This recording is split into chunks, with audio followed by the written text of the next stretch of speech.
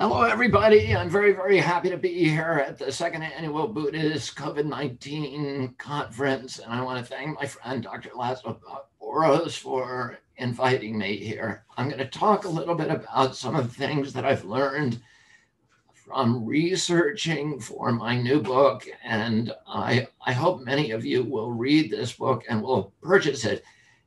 The name of the book is The Real Dr. Anthony Fauci. You can go to Amazon and get it. The subtitle is Bill Gates, Big Pharma, and the Global War on Democracy and Public Health.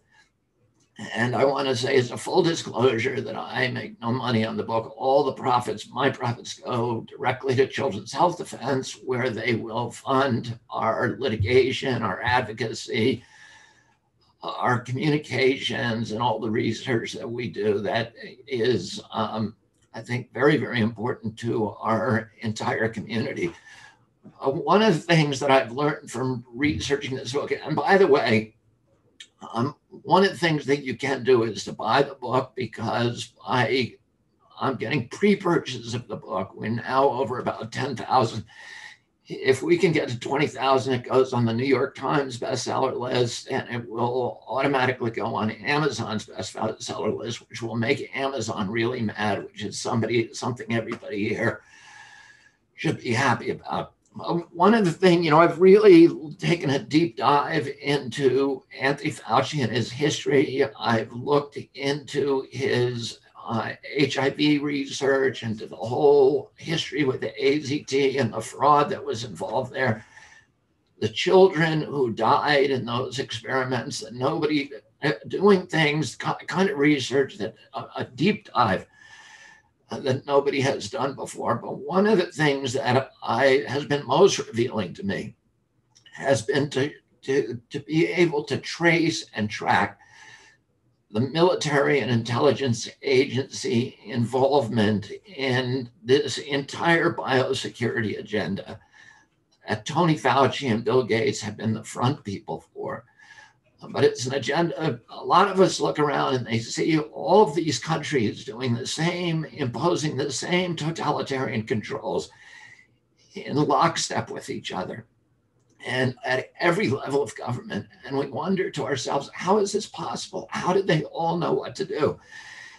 And one of the aspects of my research that I've been able to uncover that nobody else has really been able to, has realized before, many of us saw Event 201, which was what they call the tabletop simulation of a pandemic that was sponsored by Bill Gates and by some of the intelligence agencies immediately before the pandemic. In fact, in October of 2019, when the coronavirus was already circulating in Wuhan, and you had Bill Gates and all of these top media people and intelligence agency people and from many, many countries coming together in New York and simulating a pandemic. And as it turns out, and they were extraordinarily, it was an extraordinary piece of auguring, of foresight, of prescience. They seemed to be able to uncannily predict all the things would happen, that it would be a laboratory-generated coronavirus that would begin in China, that would spread across the world. As it turns out, the Event 201 was not a unique event. The military, the intelligence apparatus, and Bill Gates and NIH, Tony Fauci, began doing these simulations, and I found over 20 of them now. At around the same time, the Anthrax attacks occurred in 2001, which was really the beginning of the new biosecurity agenda. Let me give you a little bit of a historic background. When I was 7 years old, President Dwight Eisenhower made one of the most important speeches in American history, where he warned the American people about that our country would never be destroyed by a foreign enemy. We were too strong and we were too isolated in the world. And he warned that our democratic institutions would be subverted and our country's soul would be destroyed by the military-industrial complex, which he said was growing too big and would soon overwhelm our democracy. And this was a week before my uncle John F. Kennedy took the oath of office. And my uncle spent 3 years fighting the military-industrial complex. He fired Allen Dulles, the top two people, his two deputies at the CIA. He fought with his Pentagon brass for the next 3 years. He refused to send combat troops into Laos. He refused to send them into Vietnam. He refused to invade Cuba. And in the end, he was killed. And then 6 months after his death, Vietnam was an American war. My uncle never sent a combat troop to Vietnam. President John, the brass wanted 250,000. President Johnson ended up sending 500,000 men, and it became an American war, and the military-industrial complex had won. My uncle ran against President Johnson. My father ran against President Johnson in 1968, running against the Vietnam War, running against the military-industrial complex, and he was killed in that process. In 1988, something extraordinary happened. The Soviet Union collapsed, the walls came down in Berlin, and we were promised that we would get a peace dividend. We would no longer have to spend $1 billion on stealth bombers that could not fly in the rain. And all that money was going to come back to America to civilian use, to be put into schools and hospitals and roads and bridges and railroads. And we were going to build them in education. And we were going to build America into what it was always supposed to be, the shining city on the hill, the example to the rest of mankind of what democracy could accomplish when people from every nation work together in one nation in the United States to build a model democracy. Well, that peace dividend, when we heard it, we thought that's going to be wonderful. But when the military-industrial complex heard that phrase, they said, wait a minute, that's going to come out of our pockets. And 5 years later, we had the first attack on the World Trade Center in 1993, and all that money that was headed towards civilian use suddenly stopped. And we began investing money in the new enemy to replace the Cold War. And that was Islamic terrorism. And terrorism had a great allure to the military-industrial complex because it's not a nation. It wouldn't let us down like the Soviets did and collapse. It was a tactic, not a country. And it would never go away. And Dick Cheney promised the long war. We would be able to fight in 50 nations around the world. And but Islamic terrorism had its own drawbacks, which was in the United States, it was killing fewer people every year than lightning strikes. And it was hard to justify this huge diversion of American wealth, of our GDP, toward something that really wasn't threatening people in their homes. But from the beginning, from 2001, when we had the World Trade Center attack, the big attack, the military-industrial complex was already looking at germs and germ warfare and biosecurity as the future of its financial prospects and its power prospects, because germs are so much better than Islamic terrorists because they can get in heaven. Islamic terrorists can destroy a couple of buildings and maybe blow up some airliners, but germs can go into every American home and kill their occupants. And so as a wellspring of fear, there's nothing like germs. And the 3 weeks after the 9/11 attack, we had an anthrax attack that was sent to a number of senators and to people in the press, and it killed a number of Americans. And it was blamed on Saddam Hussein. And it was the reason that the newspapers drummed up jingoistic hysteria against Saddam Hussein, that he had these biological weapons of mass destruction, and it justified the war that we brought on him. He had nothing to do with 9/11.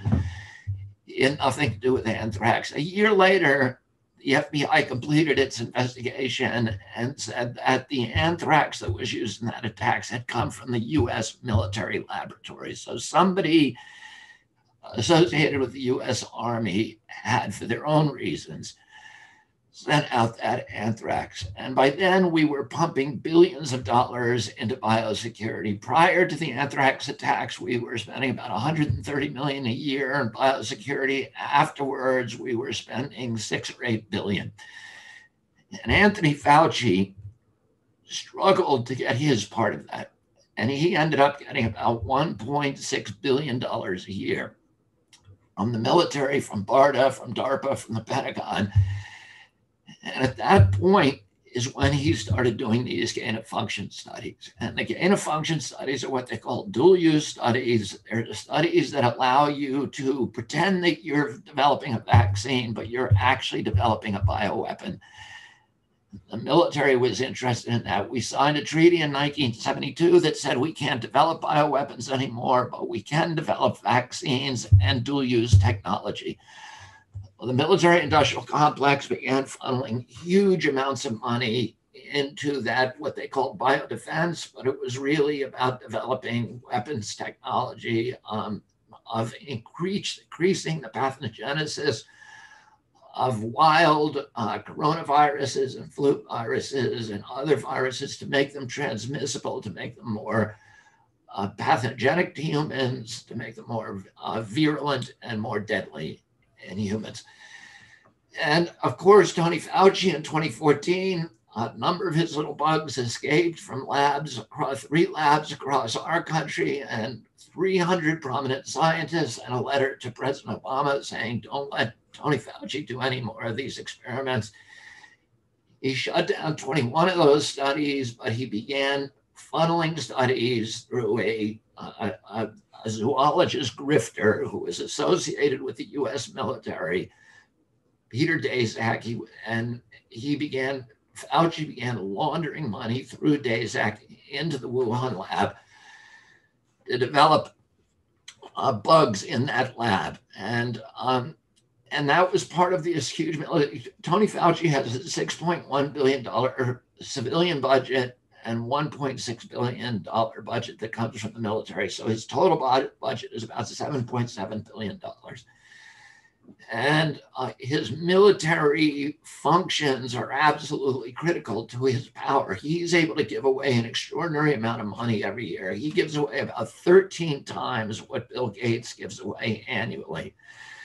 NIH has about 300,000 scientists on its payroll doing experiments, mainly drug development, running clinical trials around the globe. And virtually all the virologists in the world are employed in that effort. And that's why every virologist in the world knew when they saw the genetic sequence to the coronavirus, they knew that it was laboratory generated, and yet none of them spoke out for a year. The orthodoxy, the omerta, held for a year. Why is that? Because all of them are taking money from Tony Fauci.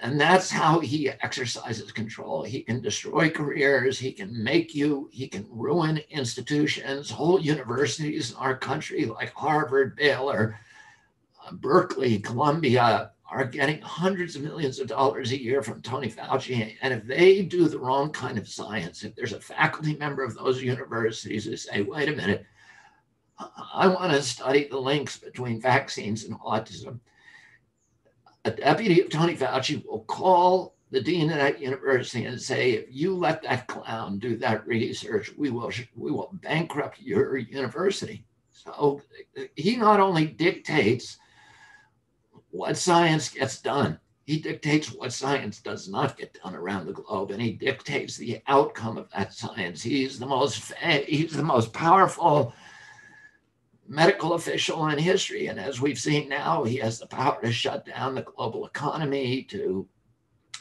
bankrupt businesses, to shut down churches, to suspend our Constitution. As he was accumulating this money and power, the military and Bill Gates and Tony Fauci and the intelligence agencies were practicing these simulations. And as I said, they did about 20 of them between 2000 and 2020.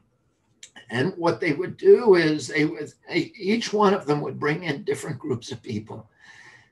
And they were they were simulating a global pandemic, but they weren't doing any of the things that you would want them to do, which is, how do you prepare for a pandemic?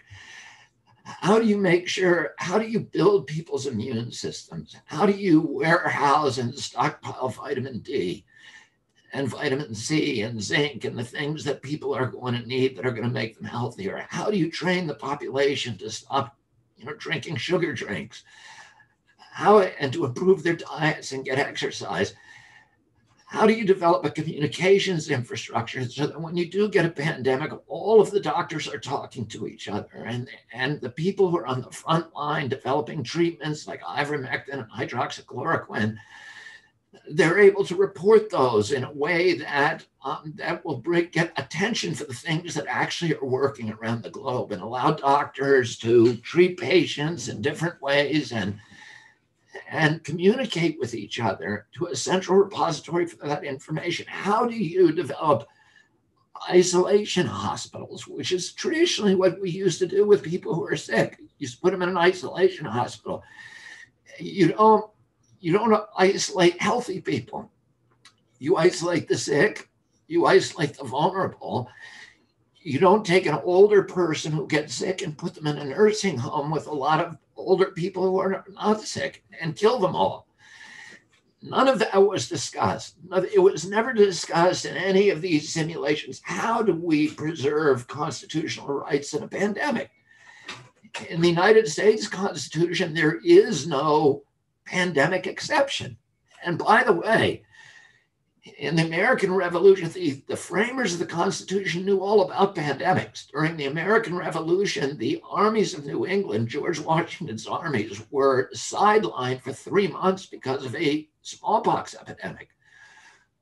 So when they wrote the Constitution, they were very much aware that epidemics could have a devastating effect on society, on the military, on security, but they didn't make an exception. And these things were never discussed. There was no soul searching about it. Do we need censorship? And there was no investigation of whether masks work, whether social isolation or social distancing work, whether lockdowns work. None of that was explored. There was no science done on those, none commissioned. The only thing they practiced in all of those pandemic simulations was, how do we impose draconian totalitarian controls on the society? How do we use the pandemic as a provocation to remove constitutional rights from populations, from democratic societies all over the globe? And how do we do it simultaneously? And what they did is they drilled it again and again and again. And each one of these drills had famous people in it, like Senator Sam Nunn, they had top CIA people, they had senators, they had congressmen, they had people like Madeleine Albright who would give this scenario an air of legitimacy and of collective authority. And each one of them did the exact same thing. They kept drilling, what do we do? How do we censor the press? How do we censor the social media? How do we lock people in their homes? How do we shut down businesses? How do we suspend jury trials for the whole population? How do we suspend due process of law? How do we shut down businesses without having to compensate people? And they drilled it again and again and again, that this militarized response to a pandemic was the only permissible response. There was no medical response. It was a weaponized vaccine and militarized totalitarian authoritarian controls. And they did it again and again and again and again. And each time they had more and more people. And they were doing most of them in top secret, but they were doing them in countries simultaneously. In all the nations of Europe and Canada and Mexico and all around the world, they were doing the same thing with the top officials, but also they were drilling, in some cases, tens of thousands of people were participating in local hospitals, local first responders, firefighters, paramedics, police, FBI, CIA, all of these different groups were involved. And what is the effect of that? The effect of it is that all of these people know what their role is when it comes, and none of them are going to question it. None of them are suddenly going to do soul searching and say, wait a minute, are you sure the vaccines work? Are you sure we should be giving experimental type vaccines to entire global populations? Vaccines that we know can have long-term effects that have never been tested before, fertility effects, autoimmune diseases, cancers that have long diagnostic horizons. So you won't see them in a 3-month study, that have long incubation periods. How do we know that there's no pathogenic priming like we saw in the animals with these vaccines, where people, they develop an antibody, an admirable, robust antibody response. 2 years later, when they when they become exposed to the wild virus, they actually may get sicker and they may even die, which is what happened to the animals. How do we mandate this for 7 billion people? It's never been done before, nothing like that. Why would anybody go along with that with an experimental technology? It's insane. And yet we do it because they were drilled again and again and again. And all of these simulations use the techniques that were developed over the past 30 years or 40 years or 50 years by intelligence agencies about how to impose centralized controls on indigenous societies. And, all of these techniques, these psychological warfare techniques, are about going into a indigenous country and shattering social relationships, destroying the economy, demoralizing the people, creating chaos, so that in the end, a large number of that population are so frightened, but you put the entire population under house arrest and you induce in them a psychological state that intelligence agents and psychological warfare experts call Stockholm Syndrome, where the people who are locked up and isolated begin to empathize with their captors, and they become obedient and compliant, and they believe that the only way that they can escape is through absolute obedience. And that is the purpose of these techniques, which is to, isolation, et cetera, which is to induce those states and the population as a whole. And the CIA did these experiments, about 145 of these different experiments in 145 different colleges and universities in the United States and Canada during the 50s and 60s. And one of the most famous of these, and they were about how do you control populations? How do you control human behavior? How do you shatter the social relationships so that people will become obedient, independent people with a tradition of freedom, of independence, of irreverence? How do you overcome those things, overcome their conscience, and get them to comply with something that they know is wrong? And one of the famous experiments that that took place during the late 1960s is called the Milgram Experiment. And in that experiment, a Yale psychologist called Stanley Milgram recruited about 50 volunteers. And he would have those volunteers stand in a room with a man who looked like a doctor standing behind him in a white laboratory coat. And the volunteer would be instructed to turn a dial, which he believed was giving an electric shock to a person in the next room who he couldn't see, but he could hear their screams. He could hear their pleadings for mercy, for him to stop. And he would be ordered to do it. And despite the screaming, they would do it anyway. And many of the subjects of this experiment were crying. They were begging the doctor to let them stop. And the doctor would tell them, no, you got to keep going. And if the doctor ordered them to do it, 67% of Americans of every walk of life, these were doctors, lawyers, college professors, construction workers, 67% of them gave fatal levels of electricity, 450 volts, to the subject, knowing that it might kill them, and not wanting to do it, but doing it because a doctor, a man in a lab coat, ordered them to. And what Milgram determined is that authority will trump conscience in most people. And this is a lesson that the intelligence agencies have learned. That if you put somebody up there globally who you call doctor, who's wearing a white lab coat, who has the air of authority, and he tells you to do things, even if he tells you wear a mask today, or masks don't work, and then a week later he tells you to put on a mask, with no scientific studies cited.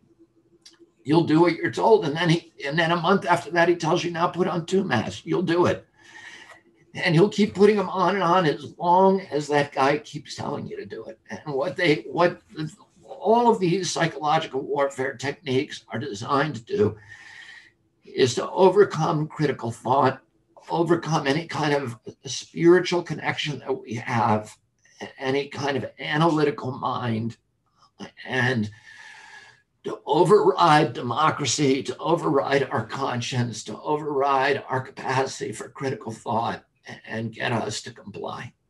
And they drilled it again and again and again.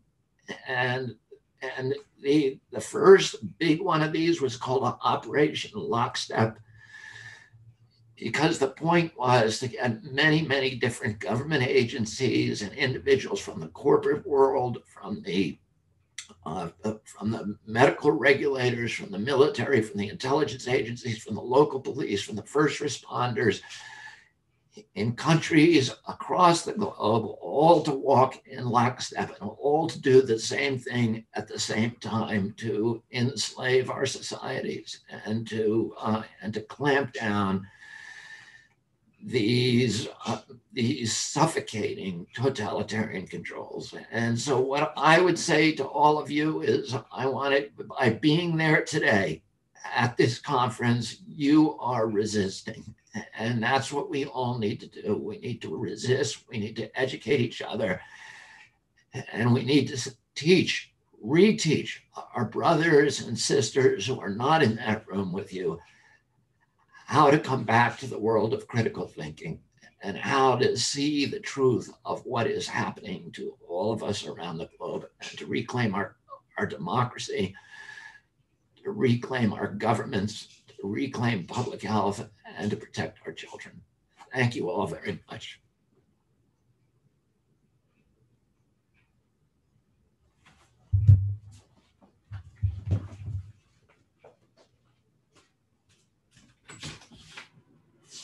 Hey, okay.